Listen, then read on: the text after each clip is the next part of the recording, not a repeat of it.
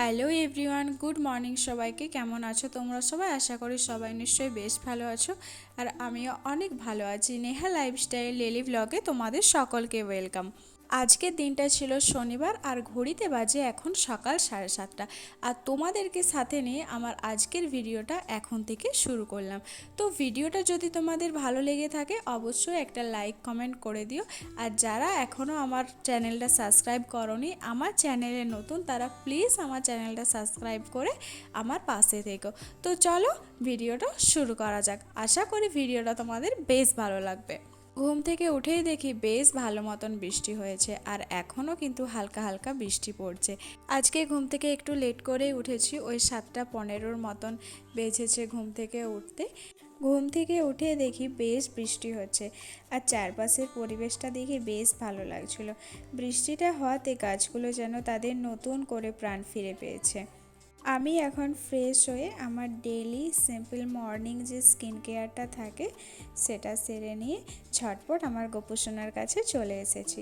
আর সকাল সকাল আমার গোপুসোনার মুখ দর্শন না করলে দিনটা যেন ইনকমপ্লিটই থেকে যায়।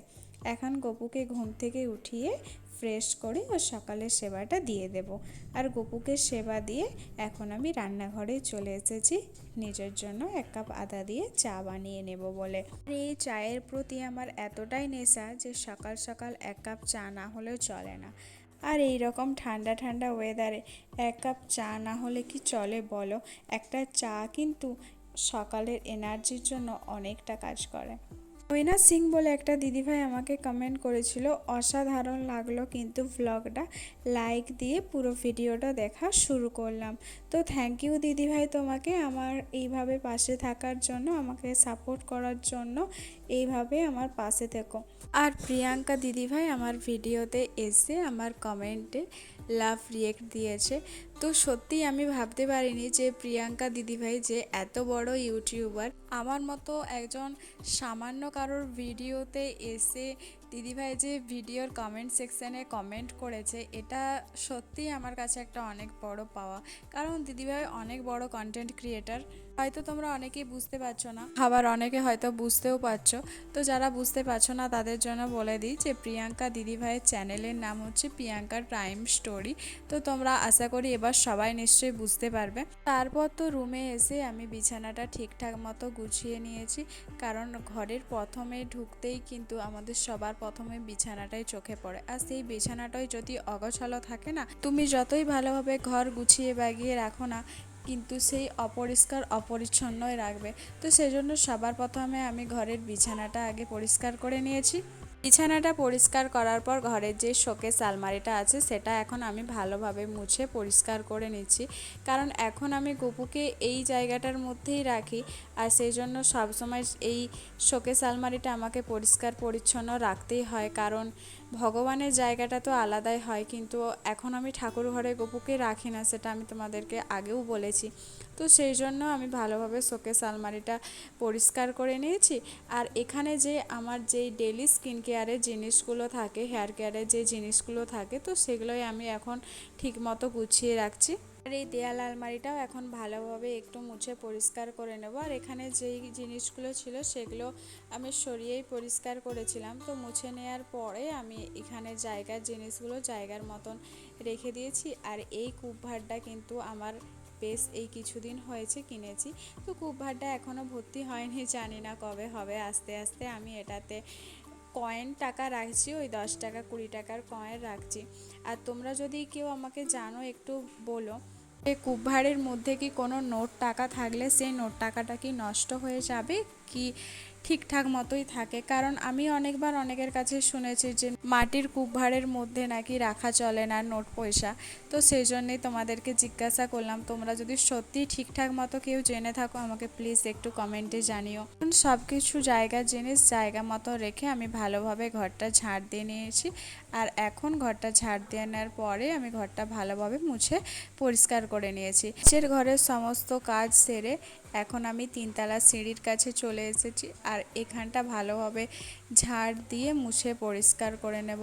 একটা কথা জানো তো, যে যখনই তুমি কোনো লক্ষ্য পূরণের জন্য চেষ্টা করবে বা নিজের কাজের দিকেও এগোবে, তখন ছোট বড় অনেক বাধা আসবে। আর সেই বাধা কাটিয়ে নিজের স্বপ্ন বলো বা লক্ষ্য নিজেকেই পূরণ করতে হবে। তবে এই রকম আমার পার্সোনাল লাইফে অনেকবার হয়েছে, কিন্তু প্রফেশনাল লাইফে সেই রকম কিছু হয়নি। কি জানো তো, হঠাৎ বৃহস্পতিবার দিন ভিডিও শ্যুট করতে করতে ফোনটা বন্ধ হয়ে যায় কোনো কারণ ছাড়াই। ফোনটা হঠাৎ কেন বন্ধ হয়ে গেছিলো আমি নিজেও জানতাম না। তো বৃহস্পতিবার দিন হঠাৎ ভিডিও শ্যুট করতে করতে ফোনটা বন্ধ হয়ে যায়, আর সেই জন্য সেদিন তো কোনো ভিডিও শ্যুট করতেই পারিনি। তো যেই কারণে ভিডিও দিতে আমার অনেকটা লেট হয়ে যাচ্ছে, জানি না ঠিক কী হবে বা কবে হবে। তবে তোমরা যদি আমার পাশে থাকো আমি নিশ্চয়ই পারবো। আমরা কম বেশি সবাই জানি যে ইউটিউব এমন একটা প্ল্যাটফর্ম যেখানে তোমাদের সাপোর্ট ছাড়া কোনো কিছুই সম্ভব নয়। তো এটুকুই বলবো সবশেষে, যে আমার পাশে থেকেও আমাকে সাপোর্ট করো, আমি নিশ্চয়ই এগিয়ে যেতে পারবো, কারণ তোমাদের ভালোবাসা ছাড়া কোনো কিছুই সম্ভব নয়। পরের ঘরের কাজ নিচের ঘরের কাজ আমি সমস্তটাই সেরে নিয়েছি। আর ছাদে যে জামা কাপড়গুলো দেওয়া ছিল, মানে বৃষ্টি কমতেই দিয়ে এসেছিলাম, মানে শুকনো হয়েই গেছিলো আর হালকা হালকা বাতাস দিচ্ছিল, তো সেই জন্য একটু ছাদে মিলে এসেছিলাম। তো সেই জামা কাপড়গুলো এখন তুলে নিচ্ছি। আর উপরের ঘরের যে আলনাটা ছিল সেই আলনার জামা কাপড়গুলো একটু ভাঁজ করে রাখছি। আর মামা আজকে বাজারে গিয়েছিল ইলিশ মাছ আনার জন্য, কিন্তু মামা বাজার যাওয়ার আগে ইলিশ মাছ শেষ হয়ে গিয়েছিলো, আর যেগুলো ছিল মামা বাড়িতে এসে বললো ভালো না, তো সেই জন্য মাটন নিয়ে চলে এসে বাকি সব রান্নাও মাইমা আগেই সেরে নিয়েছিল, আর এখন শুধু লাস্টে মাটনটা করে নিচ্ছি আমি। তো ঘড়িতে বাজে এখন প্রায় দুপুর 12:30টার মতন হয়ে গেছে। সমস্ত কাজ কমপ্লিট করতে করতে আজকে অনেকটাই লেট হয়ে গেছে, কারণ দেরি করে আজকে একটু ঘুম থেকে উঠেছি। কারণ এই বৃষ্টির সময় না এত তাড়াতাড়ি ঘুম থেকে উঠতে ভালো লাগে না। তো যাই হোক, আমার ঘরের সমস্ত কাজ কমপ্লিট হয়ে গেছে, এখন স্নান করে বাড়ির পুজোটা দেব। আর তারপর ঠাকুর ঘরে এখন চলে এসেছি। আর এই যে আজকে গপুকে একটা নতুন জামা পরাবো, তো সেটাই তোমাদেরকে একটু দেখালাম। আর এখানে গপুর স্নানের জলে একটু গোলাপ জল, গঙ্গা জল, তুলসী পাতা আর ফুল দিয়ে দিচ্ছি। আর এই যে তারপরে আমি আমার গপু সোনাকে স্নান করিয়ে দিচ্ছি। আর আজকে এই যে ওকে নতুন জামাটাও পরিয়ে দিচ্ছি। আর ওকে দুপুরে সাজটা করিয়ে দেওয়ার পর তারপরে এখনও দুপুরের সেবাটাও আমি দিয়ে দেবো। বউরানির হেসেল থেকে একটা দিদিভাই আমাকে কমেন্ট করেছে, বেশ ভালো লাগলো ভিডিওটা, নেক্সট ভিডিও দেখার জন্য থেকে গেলাম, ভালো থেকো সুস্থ থেকো। তো হ্যাঁ দিদিভাই, আমি ভালো আছি সুস্থ আছি, তুমি কেমন আছো আমাকে কমেন্টে জানিও। আর অবশ্যই আমার নেক্সট ভিডিওগুলো ফলো করো, তোমার কমেন্টটা পেয়ে সত্যিই আমার খুব ভালো লাগলো। আর আমিও নিশ্চয়ই তোমার ভিডিওগুলো দেখবো।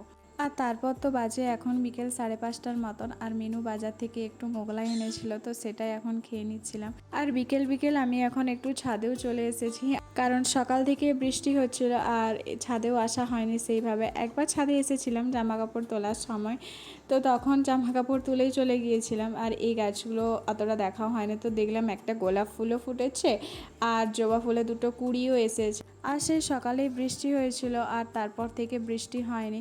তো ছাদে এসে ভাবলাম যে গাছগুলো একটু জল দিয়ে দিই, কারণ বৃষ্টি হয়েছিল সেই রকম জল দেওয়ার দরকার ছিল না, তবুও একটু জল দিয়ে দিয়েছিলাম। তো যাই হোক, আজকের ভিডিওটা এখানেই শেষ করছি, দেখা হবে নেক্সট কোনো একটা ভ্লগে।